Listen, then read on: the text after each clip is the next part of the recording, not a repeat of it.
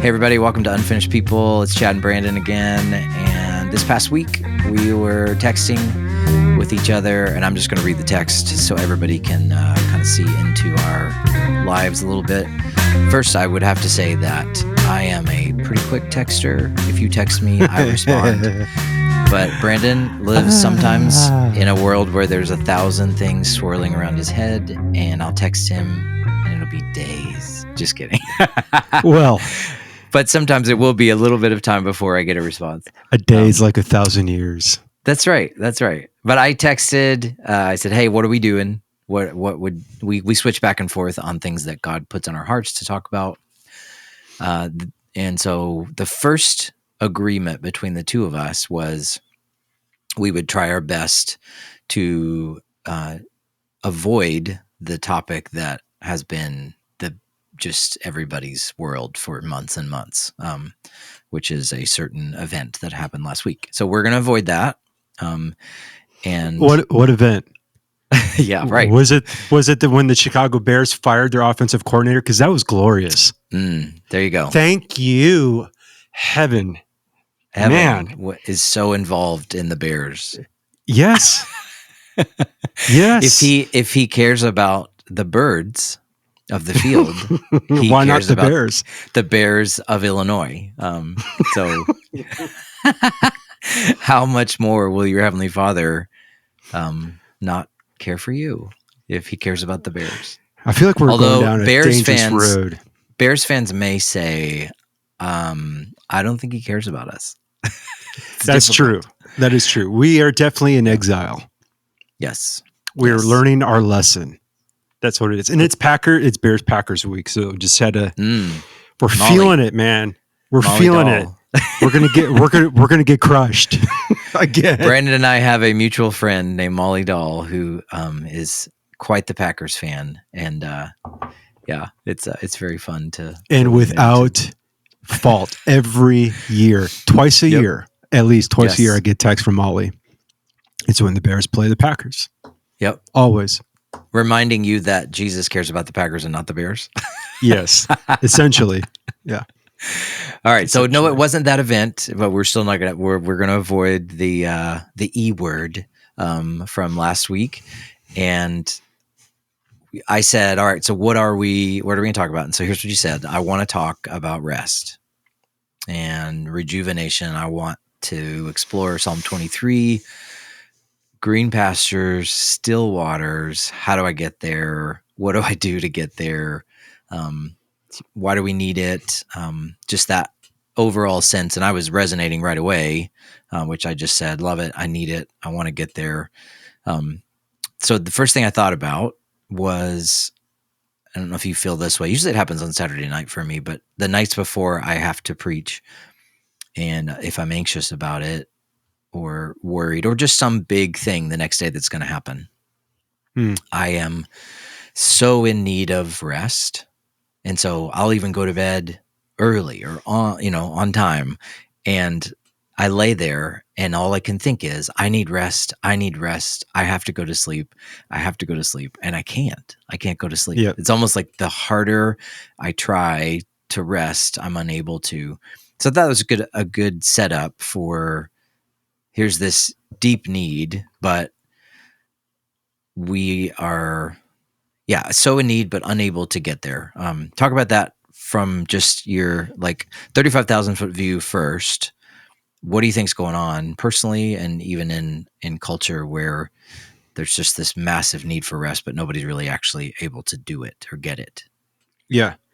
I mean, shoot, just like culturally speaking, we live in a world that glorifies busyness, where it almost seems to be the thing, and also the thing to say to get pity or sympathy. You know, how are you doing? Oh, I'm just so busy. Exhausted. Totally guilty of doing that, but it's a reality. You know, it's like, and I hate that because there's nothing worse that I hate more than when people say, I don't want to bother you because I know you're always busy. And I'm like, dang.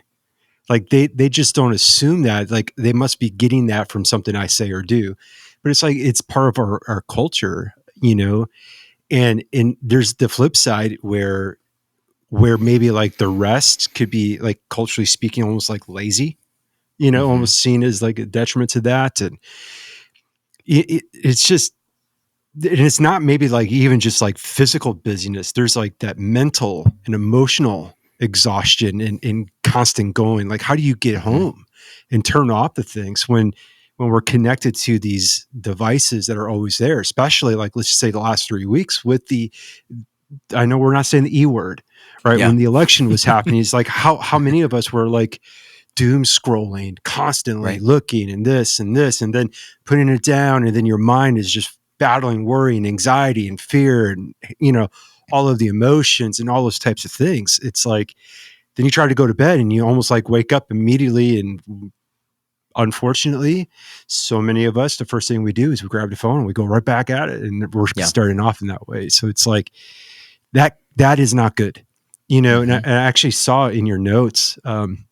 It's great. It's a great book. And I love that you had it there. The Anxious Generation. It's just like Mm-hmm.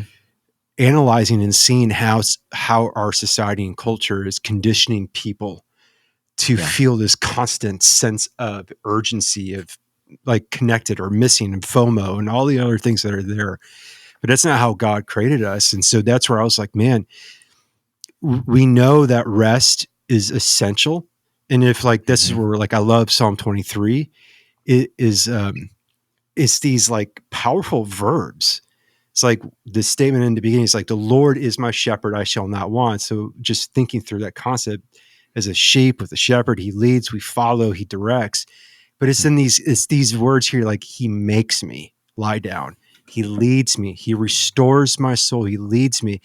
Like all of these things. But I'm like, am I missing it? Like that's like, like Mm. every time I read this, I'm like, is he trying to make me lie down? And I'm just like fighting it, like squirming, like, no, I can't do this. But I read it, I'm like, I want that. Yeah. It's like my soul knows it's essential. I believe in scripture. So I believe that this is what God is trying to do. But how is it constantly so elusive? Mm-hmm. It's like he makes me, but am I fighting it? Am I just that black sheep in the family that's always pushing what the shepherd's trying to do? So that's been my burden in this whole thing. I'm like, it's almost like that paradox where it's like to enter rest is actually pretty exhausting to get there. It's Yes. like what is that? Hebrews 4, strive to enter into his rest. It's like, Mm. that's hard Well, work. the idea that to get to rest, you have to there's a little bit of a fight. I think that's a good analogy. Jonathan Haidt's book talked about how it isn't just that we're anxious, it's that the things that we're doing have actually changed our brains. Mm-hmm. Um, you're when you stay up late at night and you are doom scrolling, but even the light that you look at from your phone, if you do that before you go to bed, your body has to work hard to get into that place where you're actually ready to go to sleep. I've also I was talking with somebody yesterday about social media and the digital age when it comes to GPS. That we used to be people had things memorized, like they could actually they could remember how to get somewhere, and that the fact that we use GPS now has rewired us to Mm. where we can't remember things as well. And so I was just thinking through that, like, so you obviously would say, okay, in order to rest physically, don't look at your phone, like get to bed or like get enough, like set the time so that you're, like even they say that like don't eat late at night because then your body's working, it's not ready to go to sleep. And so just there's Bah, biological I don't things, I don't buy that. physical things that we can and can't do that will cause us to get better sleep.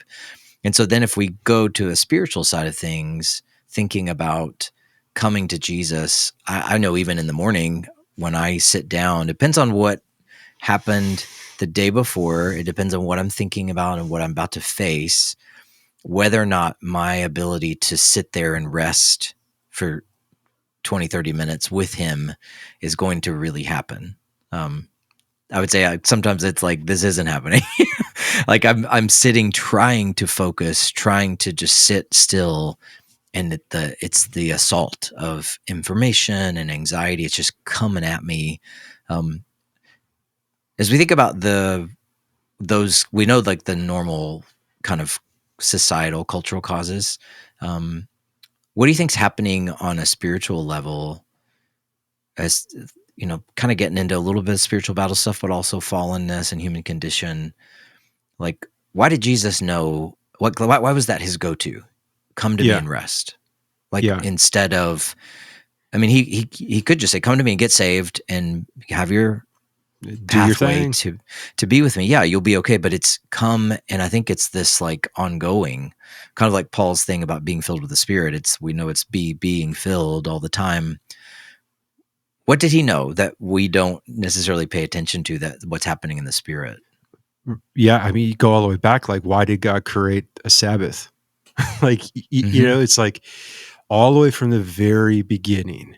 And isn't it ironic that the Sabbath became like the fight point in Mm-hmm. Jesus's time in a lot of ways? It's like, is that a significant issue as to like why we miss out on what the Yeah. Lord's trying to do? But it's just like, why did we do that? And I love how like the Lord says, like, the Sabbath was created for man, not man for the Sabbath. But it's just like, okay, so what is the purpose there?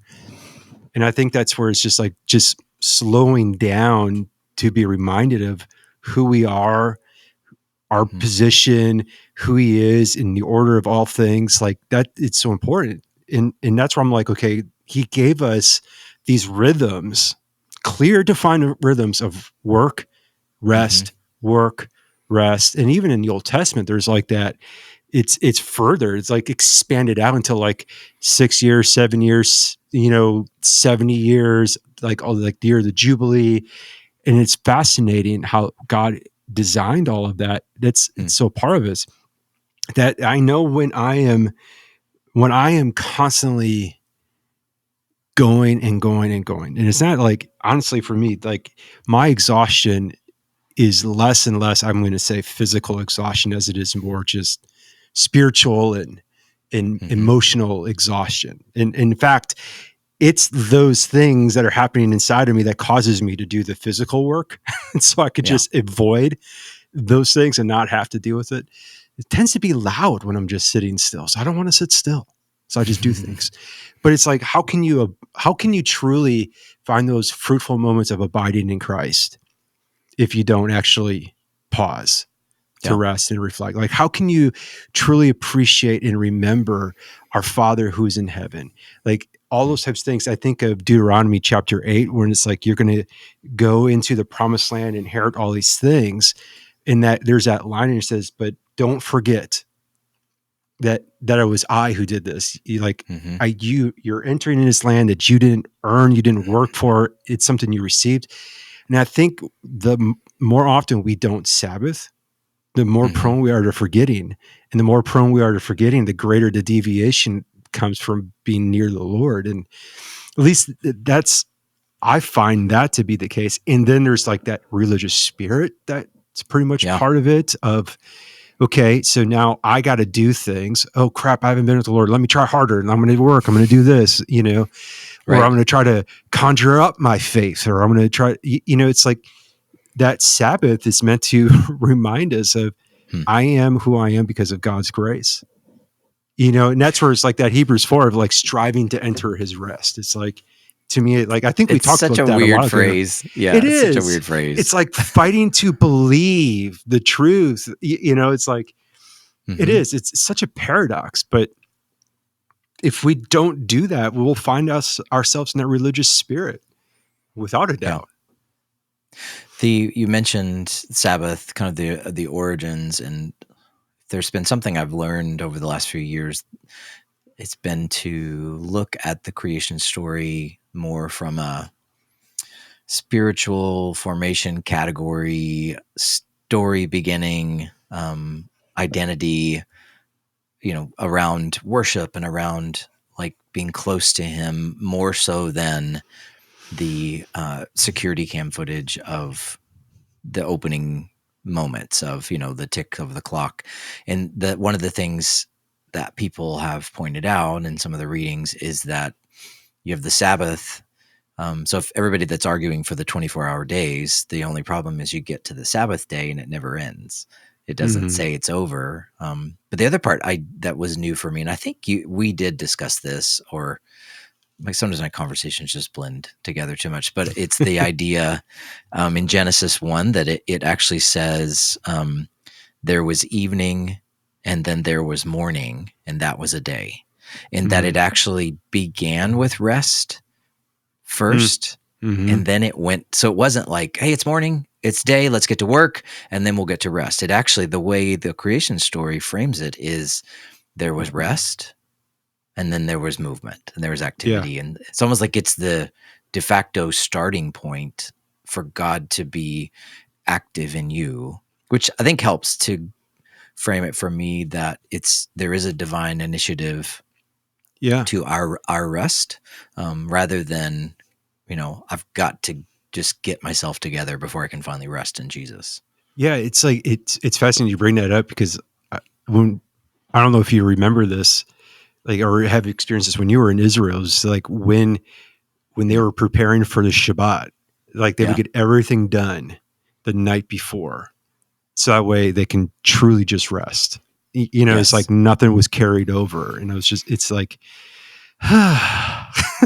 it's I like, mentioned man. that specific. Do you remember at that one place we were staying by the Sea of Galilee? We got to see people Mm-hmm. doing Shabbat, and how we were a little bit flabbergasted Mm-hmm. as to what are we missing? Why do these Yep. people seem to be enjoying themselves so much? Yeah, they're sitting around in circles with their families, their kids are running, and it's not like, hey, let's go to the park for an hour. It was Yeah. all day and night. Yeah. They're just resting together. Yeah. That was instructive for me.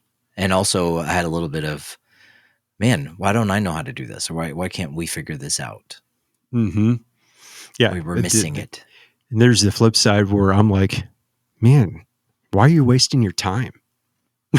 like, like Yeah. that's like my brain. Like I love Mm-hmm. productivity. And that's like one of my big hurdles with this constant sense of got to do, got to do, got to do, got to do. And I struggle so much just to sit and to be with the Lord, and some people are more prone that way, and some people aren't, but there's something that we definitely have missed and have Mm-hmm. like need to recover in the art of Sabbath, like how to slow down and to remember and to enjoy all that God has given us, to center ourselves back into his heart, his love, his purpose. Even Mm-hmm. at that point, when I say the word purpose, maybe realign our own purpose back to his, Yeah. because that oftentimes is the reason why I'm anxious, is because I start to fight for my own Mm-hmm. things instead of like, trying to be in alignment with the Lord. Yeah. But so many, You, so many things, man. what about Psalm 23 does your mind go to first? Like which parts, and how do you translate that into what you want? He makes me Hmm.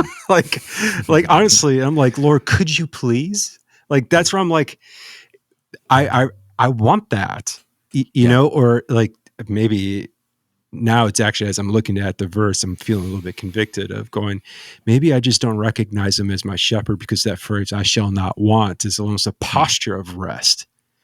Right. And I'm like, well, I don't think I have that, because I feel very Mm-hmm. discontented and I feel like I want, or I need it, or I need to control. And instead of realizing he's my shepherd. So is that the cause? I'm verbally processing right now. Is that the That's good. cause of why I miss him Hmm. trying to make me lie down in green pastures, leading me beside still waters? Because you know what? Right now, I feel like I'm walking by a dry creek bed. Mm-hmm. There ain't no still water. There's no moving water. There's nothing. It's just dry. That's what it feels like. Yeah. A bit of wilderness, desert. Actually, you reminded me of a story from, gosh, when I first started in ministry. This was back when, um, coming up with cool phrases that all kind of go together when you're doing a sermon or something was the way of the day. Like with three P's or three R's or three phrases that say. But this one actually stuck with me, and I think probably because it it connected.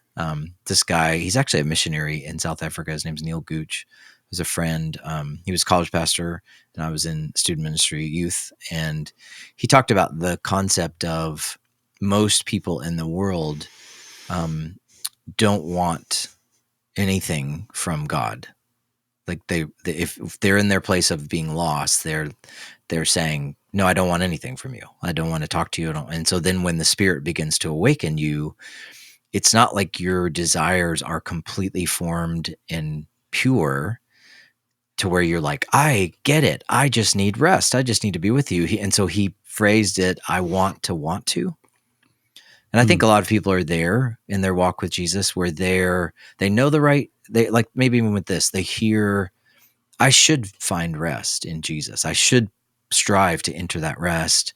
But I don't really know if I want it. So I want to. Like, Right. can you do something about that? And then he moves through the other ones where you're actually like, here's what I want, Lord, now. I get it, and I'm after it, and then moves to the final place in Psalm 23 of I don't want anything now because I'm safe. I'm with you. And that one's always just stuck with me. Like, I want to, I want not.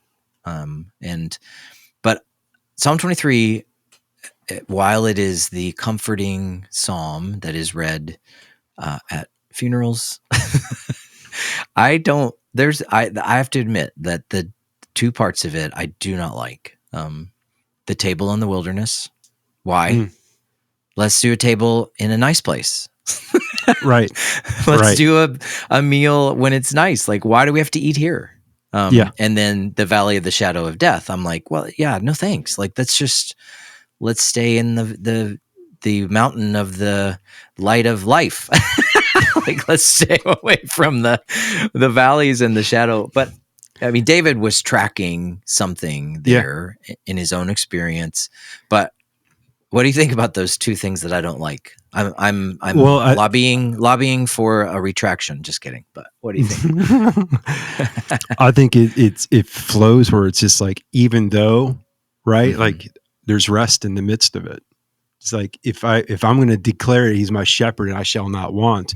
It's like, there's going to be like physical restorative moments of rest, but then there will always be a posture of rest regardless. And I think that's part of that. It's like, how else can you say with authenticity and a genuine heart, I will fear no evil, unless there's a posture that's in there of knowing your shepherd. And like, oddly enough, I love the table prepared in the presence of the enemies because I'm like, I think there's something beautiful in the midst of it. It's like that.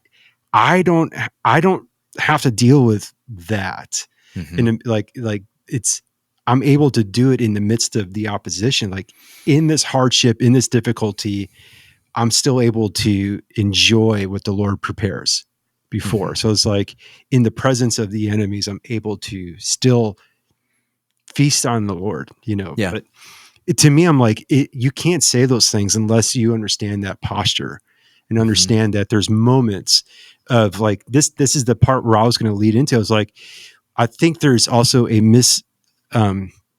I tend to go this way. It's like, when I think of rest, it's always like, okay, I need to take like 2 to 3 days off and just do nothing and just sit around. Like there's truly that's where like makes you lay down in green pastures. That's a restorative, active rest. But then there's that posture. And I think that's where we get confused. It's like, can you still go through valleys of the shadow of death? Could you still be in the presence of your enemies and still have that posture of rest in the midst of it? That to me is also like a very deep, challenging spiritual question. Yeah. I want Did I lose you? No, what I was going to say is I want to love that more. What I was thinking about was how I can remember moments in my life that were very, very difficult, and I can actually remember what I was eating on that day. Isn't that crazy? Like, I remember the food and the mystery paradox that when it was like, for one, I remember when my grandfather died and everybody was there and we were, grieving, but also celebrating him and rejoicing in his home now in heaven. But I remember the food. I remember Hmm. sitting there eating with people. I remember moments when I felt kind of all was lost, and it's like you're just like, I don't want it. I don't want this moment to be here. But I just that it's interesting to me. I know there's something beautiful about it, and and I say it facetiously a little bit because I Yeah. know it's important, but Yeah. it's still difficult. Very difficult.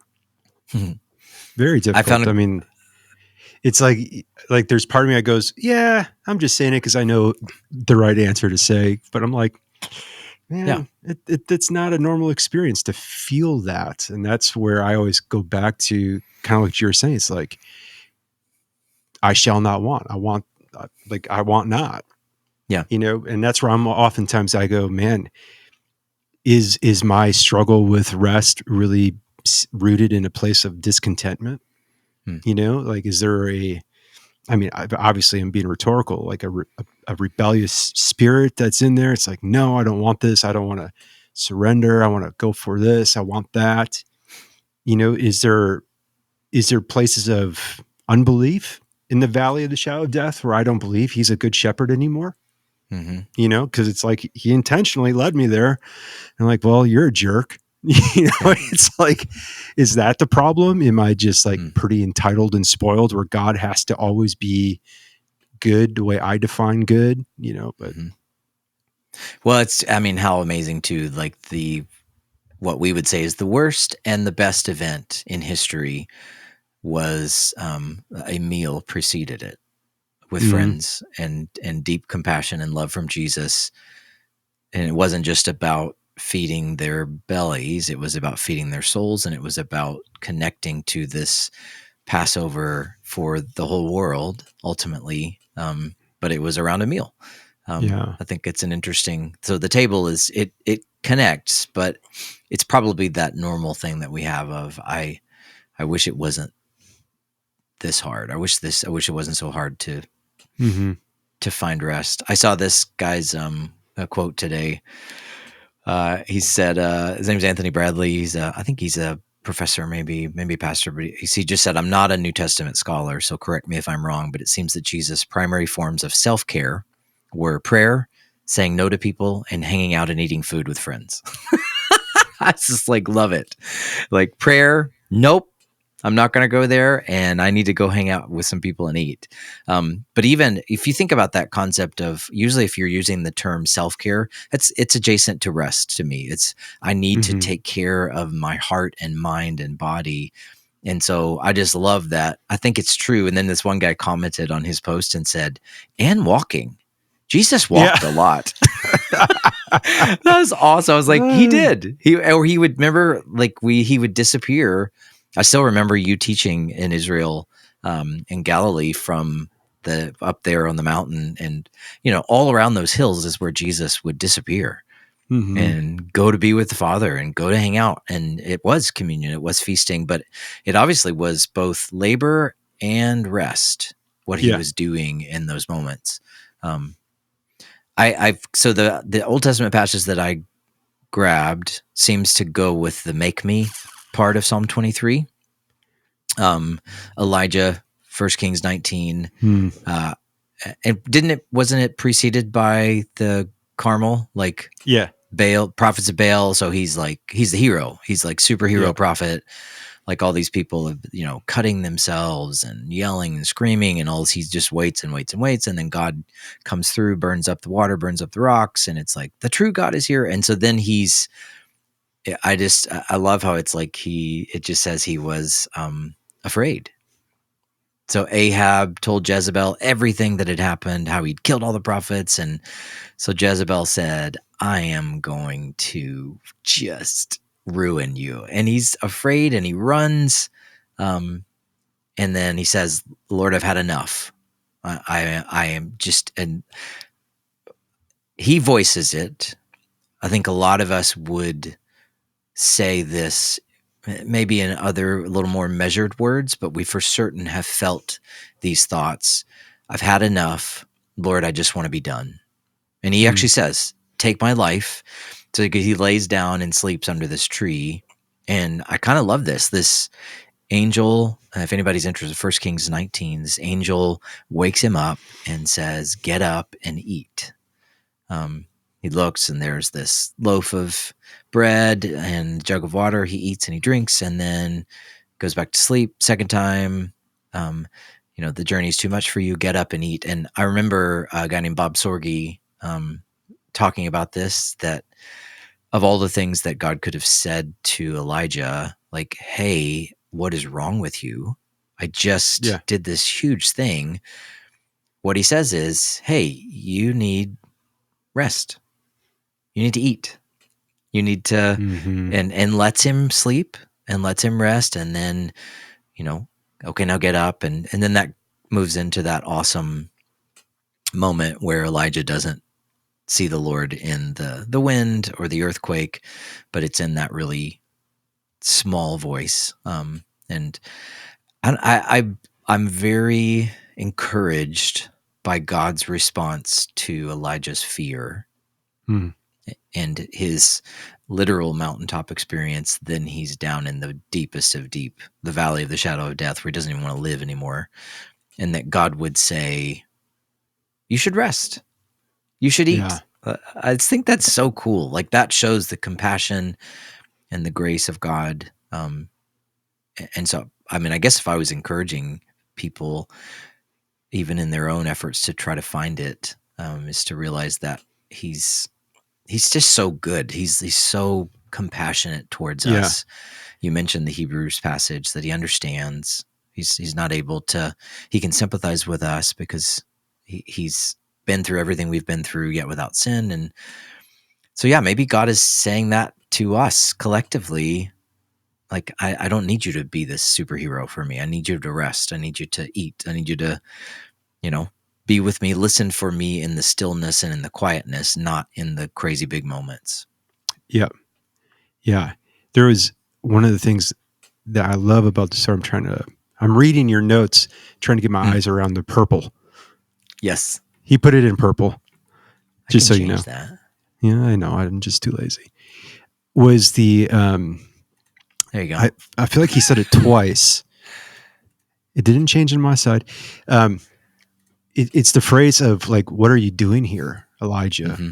Like, that question, like, there's something about being able to hear the Lord's compassionate heart. Like, it's hard to hear that when you're busy, when you're in commotion. I think there's something real tender to that question. Every time I read it, I'm like, instead of going, "Elijah, how could you be afraid of Jezebel? Mm-hmm. Elijah, what are you doing? What are you thinking?" Like, it's like he's allowing him to be introspective. Like, there's another, like, he says it twice to him, and I think it's actually right after verse 13, actually, where he says it again. I believe it's just like, what are you doing here, Elijah? And it's allowing him to be introspective. But it's hard to be introspective and to face the brutal reality of our hearts if we're never going to take those time to actually be still and to answer that, And so that, to me, I'm like, gosh, besides the sleep and the eat, I'm like, yes, please. That sounds like a vacation, but in that, it's like that compassionate question. It's just so beautiful. Like, I'm going to be honest with you, and for those who are listening, like, one of the big reasons why I don't want to lay down in those green pastures, why I fight it, is because I don't want to answer that question. I don't even want to face that question sometimes. Like, "Hey, Brandon, what got you into this mess?" Or why are you feeling this way in your heart? Or whatever the circumstance is. Like, more often than not, I just don't want to confront it. Like, I don't want to see it. And there's sometimes, like, even for me, where I'm like, "God, I don't want to face any more issues where I struggle and I suck." And, like, that's where I feel like very much like Elijah. I just had enough, but, like, God's like, there's more, and I'm like, I don't want to answer that question. So I'm going to stay busy on purpose. And then I'm going to complain about how busy I am and to evoke pity in sympathy from people. Oh, poor you, you're busy. Yeah, I'm choosing to stay busy because I don't want to deal with my heart. Yeah, It's it's a way twisted. for us to avoid it for sure. 100%. I that question I don't know if I've ever focused as much on it, and it is profound because it's reminds me of the Genesis 3 question. Where are you? Yeah. It's not Yeah. it's not God needing a location on the map. Yep. Or like tell me how the sequence of events that got you to be in this place. It's very profound. It's very deep. Um, I love that in even looking at Elijah's answer, he's like, "Listen, I have been your guy. I've Yeah. been super zealous, and all these other people are abandoning you, and I haven't. I'm the only one left." And a Right. little bit, like you said, he's like a little pity party. And I, again, the Lord's response is just gracious. He Yeah. doesn't say, "No, you aren't." He says, "You know what? Come stand in my presence for a minute. Like Yeah. go out and stand on the mountain in the Lord's presence." And I think the way God shows up is instructive as well. We would like for him to show up in earthquake or the fire or the wind, but instead it is, and credit to Elijah's faith in this moment. He didn't go out until it was the silent moment. He Yeah. knew, and he knew better than to go out at the big show, Yeah. which is usually what we want God to do. He went at the silent moment. And then I know I didn't put it in here, but the next part of the book is okay, back to work. Yeah. Like he's sending him back in. He's like, "You're okay, and when you needed this, but now it's time to get back out there and be Yeah. my voice." Yeah. Like if you keep going, like you didn't put like the end of verse 13. I knew there was another time when he asked the same question. It was the end of verse 13 where God says to him after everything, like the fire, the earthquake, the wind, and the Mm-hmm. low whisper, Elijah heard it, covered his face. And then there came a voice to him and said the same Mm. thing. What are you doing here, Elijah? You know, and like at Yeah, that moment, you don't want to be like Elijah. He's giving you another chance. Hopefully, you have a different answer. He says the same thing, same answer, yeah, still there, and that's where like God doesn't even, and like it's what you just said. He's like God doesn't even like entertain the question. He's almost like, hey, that's a bait. I'm not going to take it. That's not mm-hmm. even a real issue. Blah blah blah. And he just goes, verse 15. All right, now go back into the game. Yeah, Get back in. He doesn't. You're like, okay, let's talk about that, Elijah. You're not the only one. I know this has been hard. It's like, yeah. it's just like, just get back in it. Get back, you know. But the fact that he says it twice, man, it's just to me, I'm like, it's like that is the question I want to hear, but it's also the question I fear Right. at the same time. Would you have any practical um, encouragement for people listening who maybe want to, but Yeah, aren't necessarily sure how to actually even begin? dude, I am not, I can, what is that? Like, do as I say, not as I do. Because I So am Brandon like, knows the right thing to do, but he's not yes. And experiencing it right now. and that's what Proverbs would call a fool. Those who know what to do and don't do it. So Well, in let me this, push back. Actually, I think you could also be just in the kind of situation that Elijah was in, and the Lord's just going to take the initiative for you to say, I'm gonna make you. I'm gonna give you, not in a like I'm gonna hold yeah, you down like a kid that won't quit squirming, but I'm going to pursue you because you can't create this for yourself. Um, I'll so take that. I'll yeah, take man, that all day long. Yeah. absolutely. I think So maybe there's, that's the first step is the realization of where you are. yeah, Honesty and 100%. authenticity, just to say, hey, here's the reality of what's going on in my life.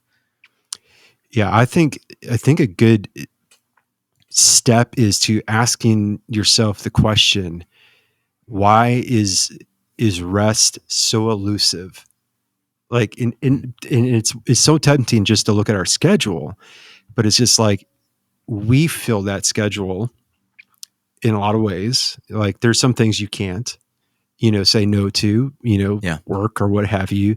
But then, man, all of that margin time, Mm-hmm. filling it with what and why, I think asking deeper questions. This the where I'm at. It's just like I have to be introspective of going, why do I avoid it? Like, what is the reason why I don't want to be with the Lord? Hmm. Or like, and that could just like take you down so many different paths. Yeah. I had an insight actually, just hearing you say that. Do you remember when you were a kid and you did not want to take a nap? Like it Yeah. was the worst. But then when you get older, you're like, Yes. please, can I have a nap? I'm so excited about my nap that's coming Yes. up.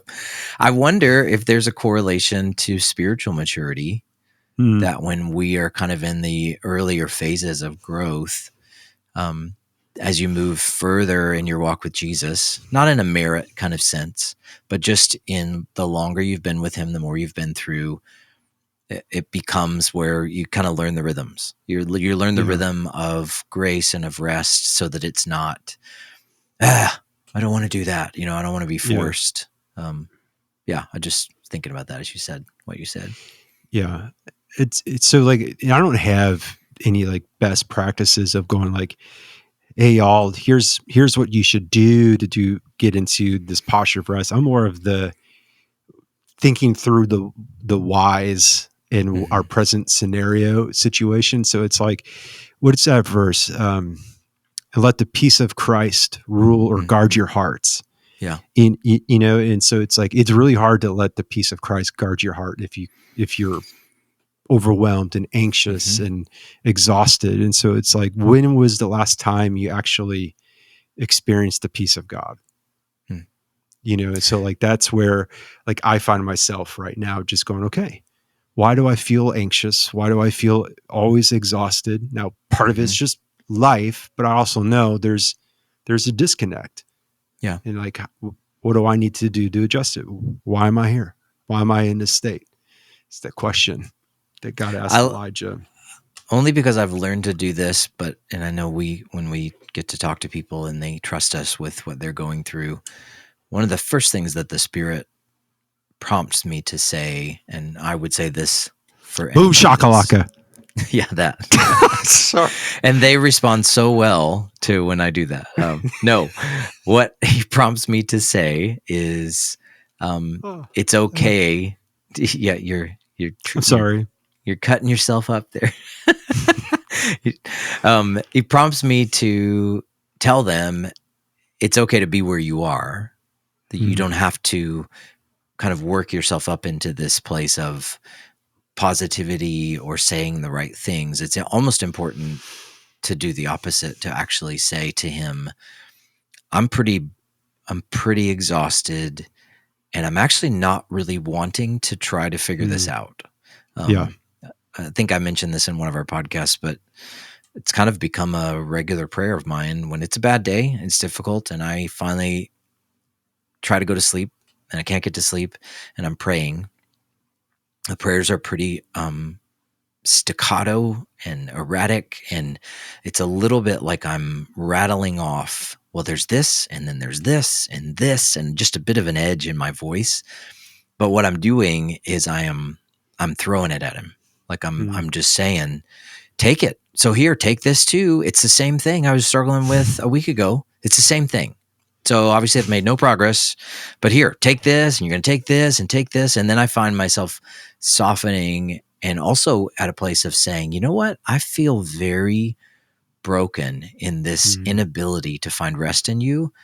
And so what I say is, can I just be broken right now Hmm. and let you do your thing?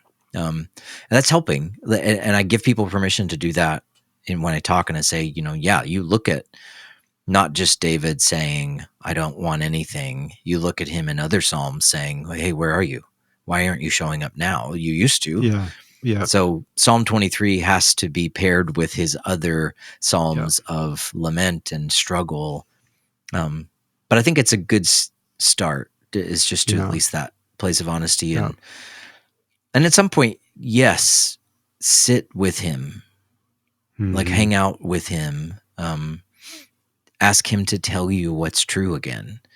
Or if you don't know how to do that, but you have a friend who represents Jesus well, which is what we're supposed to do for each other, go to them and say, let's hang out. Can we get coffee or something? And can you tell me again what's true, because I certainly don't believe it. And it's weird. In that process, you will start to just the spiritual tension in your soul will start to lessen and maybe unwind just a bit anyway. Yeah. Any closing thoughts for everybody as we finish up on, since we've completely figured out how to rest in Jesus in this episode? Yeah, let's take a nap. That's my closing thought. Awesome. Yeah. Well, good. I think it's a good discussion. It's probably it's a good pursuit and we like to talk about things that don't feel very finished in our life, and that's obviously why we started to do this podcast in the first place. Is we feel very much in process. And we look for each other, our conversations with each other, to help. Yeah. What do you got? So here's a little tip for the listener. If you want to know which one of us is really in the moment of the topic, it's the one who proposed the topic. So I'm really in the midst of, I'm exhausted, I'm tired, I don't know how to rest, and I'm fighting it. So it's me. I'm the one. But I absolutely resonated with it and find that if there's something that's going to go, if I'm going to give in to the things of the world and not be very present, it would be this. I don't have time for that. I don't have time to rest. Yeah. I don't have time to be with you. I don't have time to pursue that. Yeah. Well, listen, everybody, thanks for joining us this week for episode 33 of Unfinished People. We're very excited about next week. We have an interview with Dr. Amy Orr Ewing. She lives in the UK and just a fantastic follower of Jesus and leader and speaker and teacher. And we're thrilled. We're going to interview her and ask her things that we don't know. Maybe she can help us. She's smart. She's very smart and compelling. And I'm so excited for everybody to get to meet her. So that'll be next week. But thanks for joining us, and leave us some feedback or not later. Yeah.